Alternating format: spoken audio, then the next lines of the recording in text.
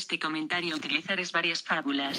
Los dos escarabajos. Hacía un toro en una pequeña isla, y dos escarabajos se alimentaban de su boñiga. Llegado el invierno, uno de ellos dijo al otro que iba a cruzar el mar a fin de que su compañero tuviera suficiente alimento, mientras él pasaría el invierno en tierra firme. Agregó que si encontraba comida en abundancia le traería él también. Cuando el escarabajo llegó al continente, encontró en él muchas y frescas boñigas, por lo que se estableció allí y se alimentó abundantemente. Pasó el invierno y volvió a la isla. Al verle su compañero gordo y saludable, le reprochó que no le hubiera llevado nada de lo prometido. No me culpes a mí, repuso, sino a la naturaleza del lugar, porque se puede encontrar con qué vivir en él, pero es imposible alzar vuelo con tanta carga. Moraleja, siempre encontrarás supuestos amigos muy buenos para adular y prometer, pero no pasan de ahí, negándose a la hora real, de dar un servicio. El alción, este pájaro, gusta de la soledad y vive siempre a orillas y sobre el mar. Se dice que para huir de los hombres que le dan caza, hace su nido en las rocas de la orilla. Un día un alción que iba a poner, se encaramó a un montículo, y divisando un peñasco recto dentro del mar, hizo en él su nido. Al otro día que salió en busca de comida, se levantó el mar por una borrasca, alcanzó el nido y ahogó a los pajarillos. Al regresar el alción y ver lo sucedido, exclamó: «Desdichado de mí, huyendo de los peligros conocidos de la tierra, me refugié dentro del mar y me fue peor». Moralejas: si tienes que adentrarte en lo desconocido, ten en cuenta la llegada de sorpresas agradables y desagradables. Nunca te confíes a ciegas de lo que no conoces. En terrenos nuevos, anda con paso sereno y ojos bien abiertos. La lecherita. La hija de un granjero llevaba un recipiente lleno de leche a vender al pueblo, y empezó a hacer planes futuros. Cuando venda esta leche, compraré 300 huevos. Los huevos, descartando los que no nazcan, me darán al menos 200 pollos. Los pollos estarán listos para mercadearlos cuando los precios de ellos estén en lo más alto, de modo que para fin de año tendré suficiente dinero para comprarme el mejor vestido para asistir a las fiestas donde todos los muchachos me pretenderán, y yo los valoraré uno a uno. Pero en ese momento tropezó con una piedra, cayendo junto con la vasija de leche al suelo, regando su contenido, y así todos sus planes acabaron en un instante. Moraleja: no te ilusiones con lo que aún no tienes. El embustero, un hombre enfermo y de escasos recursos, prometió a los dioses sacrificarles 100 bueyes si le salvaban de la muerte. Queriendo probar al enfermo, los dioses le ayudaron a recobrar rápidamente la salud, y el hombre se levantó del lecho. Mas como no poseía los 100 bueyes comprometidos, los modeló consigo y los llevó a sacrificar a un altar, diciendo: «Aquí tienen, oh dioses, mi ofrenda». Los dioses decidieron también burlarse entonces a su vez del embustero, y le enviaron un sueño que le instaba a dirigirse a la orilla del mar, donde inmediatamente encontraría 1000 monedas de plata. No pudiendo contener su alegría, el hombre corrió a la playa, pero allí cayó en manos de unos piratas que luego lo vendieron, y fue así como encontró las 1000 monedas de plata. Moraleja: quien trata de engañar, termina engañado.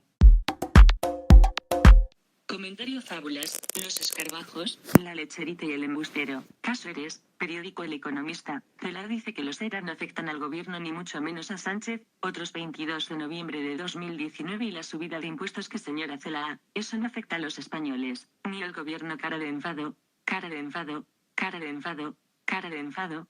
Ya que la Autoridad Fiscal Independiente de Hacienda Española no se atreve a pedir a los partidos y sindicatos devuelvan la pasta, dinero que se han llevado, vamos a decir presuntamente, porque no queda más remedio, pero eso sí, a nosotros nos suben los impuestos. Digo yo que la Autoridad Fiscal Independiente Europea lo mismo que puede decir que recortes se hacen o no, y si el presupuesto es adecuado según los intereses de la Unión Europea, podría exigirle a todos los partidos y sindicatos devuelvan todo ese dinero para evitar subida de impuestos, desempleo, desahucios, pobreza, y tener que incrementar las subvenciones para las ONGs para que puedan dar más alimentos, calzado, ropa y otro tipo de ayudas. Es la pescadilla que se muerde la cola, además de potenciar que se pierda la clase media, que somos la mayoría de los españoles. Cara de enfado, cara de enfado, cara de enfado, cara de enfado.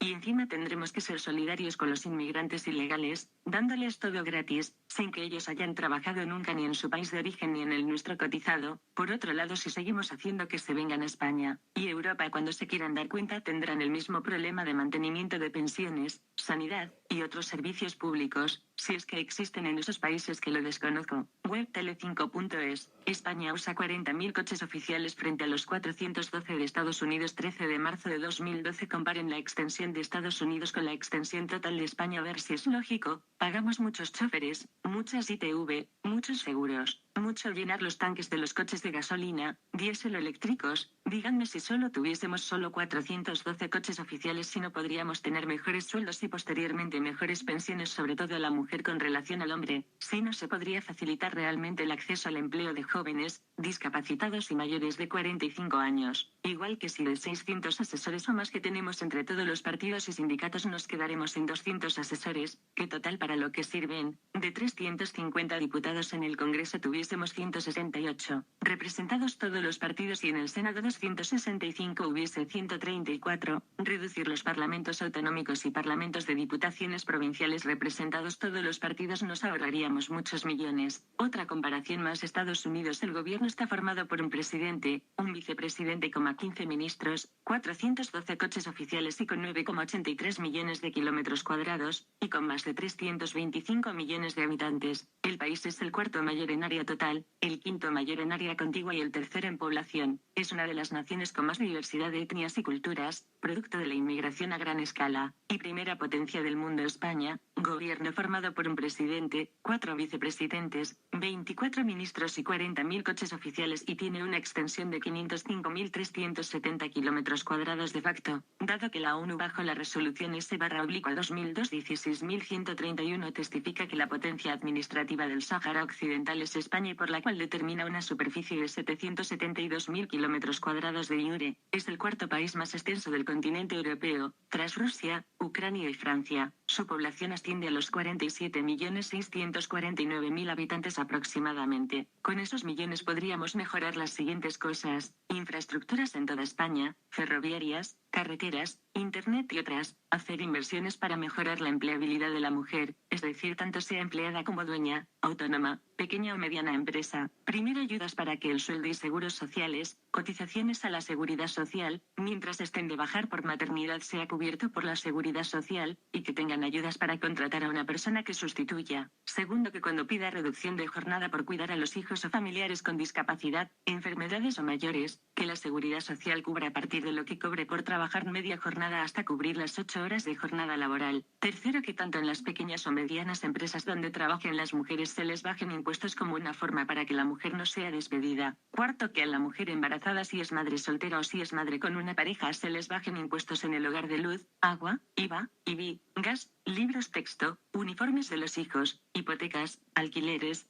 llevan impuestos, que sea reflejado esto último en la declaración de renta y que todos esos descuentos sean devueltos a través de las devoluciones de Hacienda; igualmente que se hicieran familias donde se tengan personas con discapacidades, con enfermedades o mayores, es decir, personas a cargo. Todas estas medidas fomentan la maternidad y el querer hacerse cargo de personas de la familia que quieran y puedan a su vez contratar a alguien para cuando tengan su turno de trabajo o simplemente necesiten descanso puedan tenerlo. A su vez proteges lo siguiente: a las mujeres, a los niños, pues fomentas nuevos nacimientos y el sistema de pensiones, teniendo en cuenta que al haber subido la esperanza de vida podríamos llegar a los 100 años, con una salud aceptable, ya cada vez menos se quieren y se pueden tener hijos con 20 años, no exentos de que puedan nacer con algo, y los tienen entre los 35 años y 40 años, no exentos de que puedan nacer con algo, porque también se ha mejorado la salud en la mujer y la propia evolución está haciendo que la maternidad se retrase, por lo que debemos de empezar a ponernos de acuerdo para un sistema educativo, laboral, económico, social, de pensiones que tenga en cuenta esto. Cara de enfado,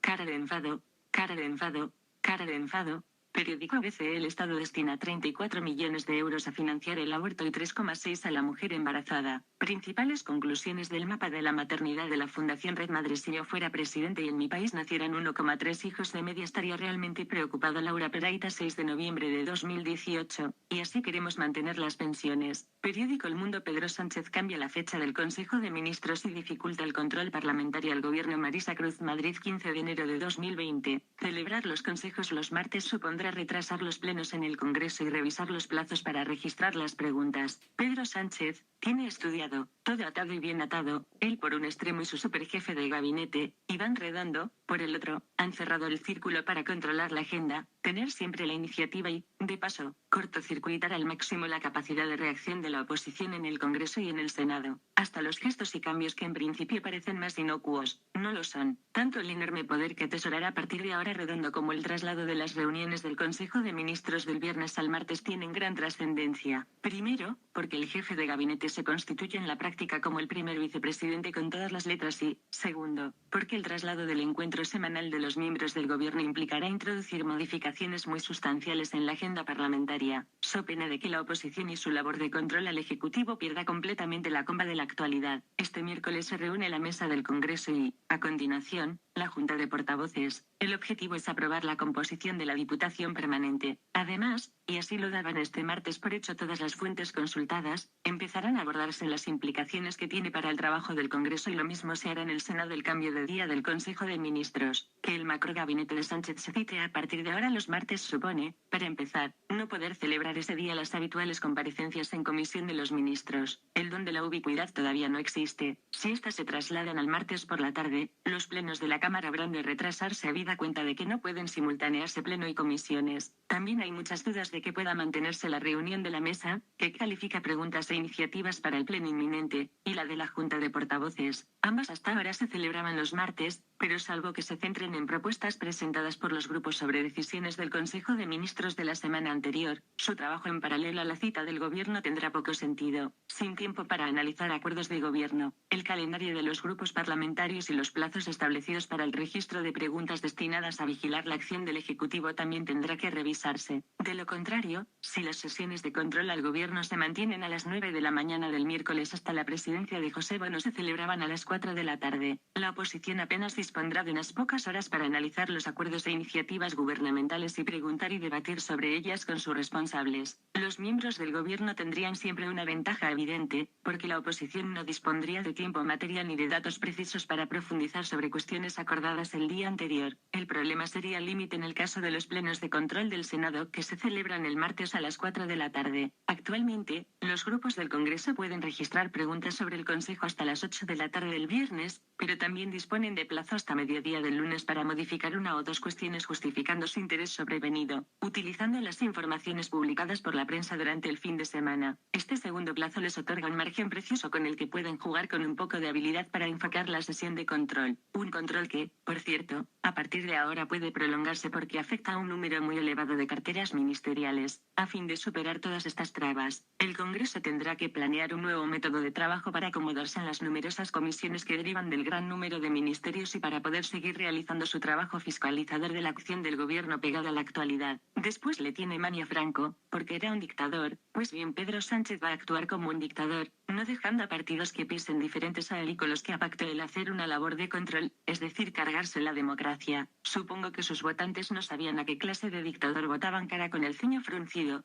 cara con el ceño fruncido, cara con el ceño fruncido, cara con el ceño fruncido, cara con el ceño fruncido, cara con el ceño fruncido.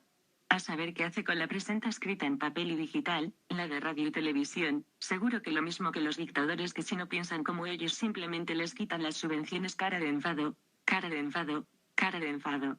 Periódico La Razón. Sánchez busca el control del Constitucional para preparar el derecho a decidir de Cataluña. El PSOE presiona al PP para la renovación. Pretende cambiar la mayoría conservadora del tribunal que tendrá que sentenciar. Colocaría de presidente a Siool, que sería relevado por Pumpido Francisco Velasco 15 de enero de 2020. Las críticas por la decisión del gobierno de situar a Dolores Delgado al frente de la Fiscalía General del Estado venían a coincidir en dos puntos esenciales. El hecho de pasar sin espacio de continuidad del Ministerio de Justicia responsable del Ministerio Público y el papel determinante que puede jugar en la postura que mantenga a partir de ahora la Fiscalía en la ejecución de la sentencia del proceso, principalmente en lo relativo a la progresión de grados de los condenados, informes de permisos, causas en las que está involucrado el PP, etc. El objetivo final es contribuir, en palabras del presidente del gobierno, Pedro Sánchez, a desjudicializar la política, especialmente en todo lo referente al desafío soberanista catalán. Y aquí entra en juego otra institución que resultará clave en poco tiempo, el Tribunal Constitucional. En sus manos está la resolución de no pocos recursos de relevancia que, en su día, fueron impugnados por el propio gobierno. Algunos de los más relevantes se refieren a resoluciones del Parlamento en las que se reconocía el derecho a decidir, es decir, avalar un referéndum de autodeterminación, y se critica al rey Felipe Ordinal Mascubey. Son resoluciones de la Cámara catalana que actualmente están suspendidas pero sobre las que no hay todavía una decisión en el fondo. Los fallos del TC, que duda cabe, tendrán una relevante repercusión en esa pretensión de desjudicializar la política. Pero para que se pueda producir un cambio en la mayoría actualmente conservadora del Tribunal Constitucional es indispensable un acuerdo de renovación entre PP y PSOE y que los populares cedan en uno de los dos magistrados, pues se da por seguro que PSOE mantendrá los dos y la incógnita es si el cuarto será de consenso o el PP no fijará y exigirá mantener la misma cuota que tiene en estos momentos, el mandato legal del actual presidente del TC, Juan José González Rivas, y de los magistrados Andrés Ollero propuestos por el PP, Encarnación Roca y Fernando Valdés propuestos por el PSOE venció el 7 de noviembre, aunque el mandato constitucional vencería en julio de este año, ya que fueron designados en ese mes de 2011. Sin embargo, una reforma de la ley orgánica, aprobada bajo la presidencia de María Emilia Casas, hizo que se computara a los magistrados el tiempo excedido en la renovación. Por tanto, para que pueda seguir existiendo una mayoría conservadora es indispensable que el PP mantenga la propuesta de 2 de esos 4 magistrados a renovar.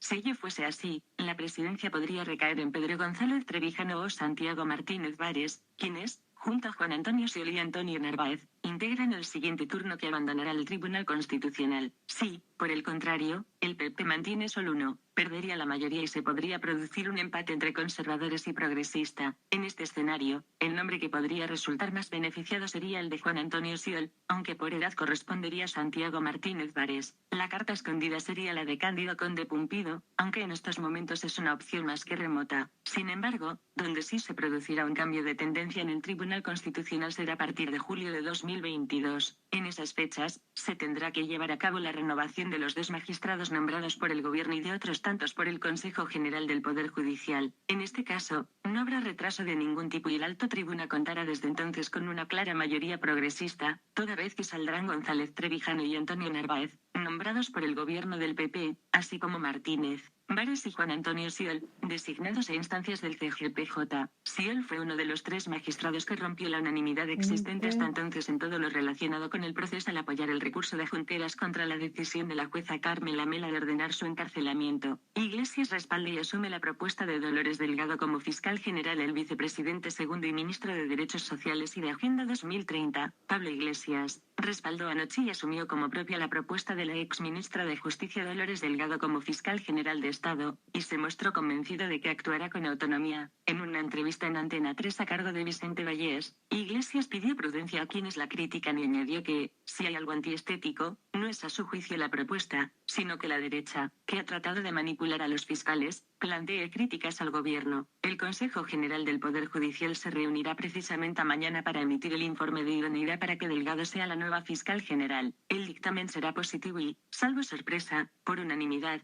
ya que se trata de una cuestión objetiva, comprobar que reúne los requisitos legales exigidos para el cargo, algo que cumple más que sobradamente Delgado. Realizado este trámite, la próxima fiscal general deberá comparecer ante la Comisión de Justicia del Congreso, un trámite que es preceptivo y donde por vez primera expondrá su programa de actuación al frente de la Fiscalía y escuchará las críticas de la oposición. El gobierno del PSOE nombrará directamente a 2 magistrados y otro de los propuestos por el CGPJ será también progresista, lo que llevará a que se altere la actual mayoría. En esas fechas Iglesias respalda y asume la propuesta de Delgado como fiscal general AS. No parece haber dudas y todas las fuentes consultadas vienen a coincidir en que el presidente del TC no será otro que Cándido Conde Pumpido, salvo que un giro de última hora le pueda conducir a otras altas instancias judiciales. Por tanto, y a la espera de lo que pueda suceder con el Consejo General del Poder Judicial y la designación de su presidente, que lo será también del Tribunal Supremo, en las principales instituciones judiciales habrá una clara sintonía ideológica. Ministerio de Justicia, Fiscalía General del Estado y, por último, el Tribunal Constitucional. Sin embargo, la posición del PP sobre la renovación pendiente es tajante. La condición innegociable es que se vuelva al modelo anterior, afirman, es decir, que los jueces elijan a los jueces, despolitizar la justicia, no judicializar la política. Esta reforma ya iba en el programa electoral del PP anterior a Casado, pero no se cumplió cuando llegaron al gobierno. Ahora el nuevo PP marca distancias con ese incumplimiento de los gobiernos de Rajoy y recuerda que en noviembre de 2018 Casado presentó en el Senado una enmienda para reformar la ley orgánica del Poder Judicial para volver al sistema que consagra la Constitución y fortalecer la independencia judicial. Y es eso, o nada se habla de Gobierno, Ministerio de Justicia, Tribunal Constitucional, Pedro Sánchez, Dolores Delgado. Cada vez más dirigiéndonos a una dictadura con este señor en el poder, se va a terminar al cargarse la división de poderes. Cara de enfado,